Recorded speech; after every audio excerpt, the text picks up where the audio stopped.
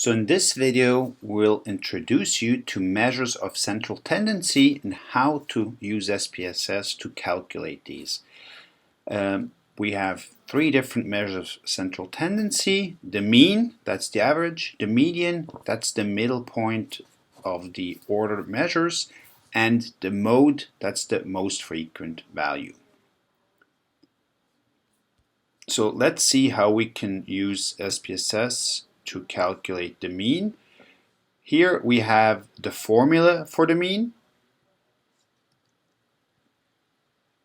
And we will use these values here to calculate the mean. So what's the mean? That's the average, right? So we add up all the values and divide them by the number of values, right? You have this fancy statistical symbol, which means the sum of the values of xi, and this here says start with I equals 1, so start with the first person and go all the way through until person number 8, and then divide that by 8. So it's a fancy way of saying add up all the numbers, divide them by the number of numbers. You also sometimes will see here the 8 instead of 8 is just an n. That will be the generalized form of this formula. Okay, so here we have the result, 3.125, that's the average. And now we're gonna use SPSS to calculate this average.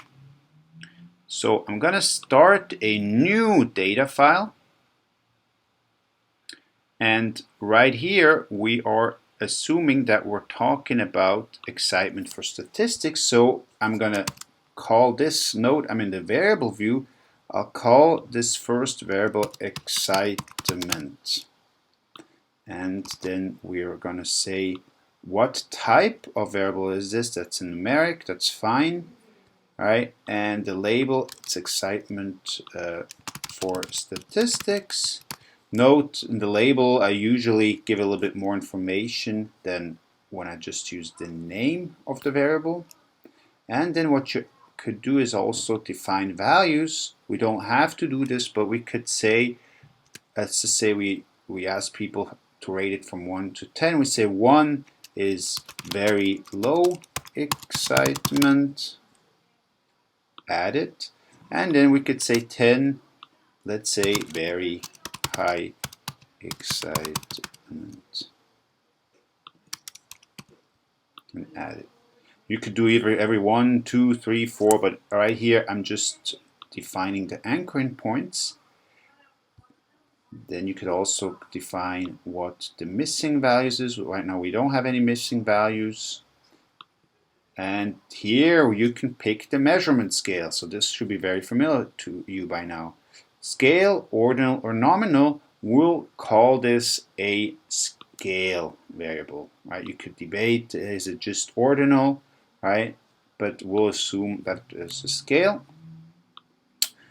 And then we switch over to data view. Now this column represents the numbers, the values for this variable, versus the rows here represent people.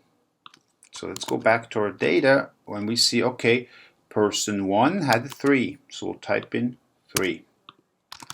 Person 2 had a 1, so we'll type in 1, and we keep going. 6, 2, 4, 4, 1, 4. 6, 2, 4, 4, 1, 4. And now we have all the 8 people in our data set. At this point in time, you could save your data set and give it a name. So I'll do that so that you see how to do it. Save it. I'll call this mean example, and I'll hit save, and you'll see instead of untitled, now this data set is called mean example.sav. .sav means it's a data set for SPSS. Like sometimes you see .docx Word document, or sometimes you might see .xls for Excel. Same thing here, .sav. It's a SPSS data file. Now, to calculate the mean. There's different ways of doing it. A simple way is to go into Analyze, Descriptive Statistics, and guess what? We're looking at descriptives, right? We said we want to look for measures of central tendency, so we're going to select this variable. You click it over here. Right now we only have one, that's why there's only one. And we're going to look at the options, and you see here, what do we have? We want to look at the mean, and for right now that's all that we care about. And we hit OK.